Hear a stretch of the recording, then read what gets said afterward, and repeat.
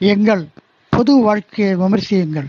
எங்கள் தனிப்பட்ட குடும்ப வாழ்க்கையை விமர்சிக்க உங்களுக்கு என்ன தகுதி இருக்கிறது? இது சரிதானா என்று சீறியிருக்கிறார் நடிகை ராதிகா. நடிகை ராதிகாவுக்கு ஒரு வார்த்தை.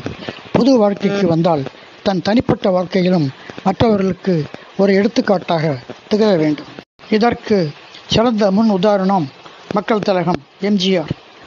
இங்கு மட்டுமல்ல, ஹாலிவுட்டிலும் பாலிவுட்டிலும் கூட நடிகைகளின் அந்தர வாழ்க்கை எழுதுவது பத்திரிகையாளர்கள் செய்து கொண்டுதான் இருக்கிறார்கள். இவ்வளவு ஏன், இங்கிலாந்து இளவரசி டயானாவின் மரணத்துக்கு காரணமானதே பத்திரிகையாளர்கள் தான். தேர்தலில் உங்களை மக்கள் புறக்கணித்ததற்கு காரணமே உங்கள் தனிப்பட்ட வாழ்க்கை தான்.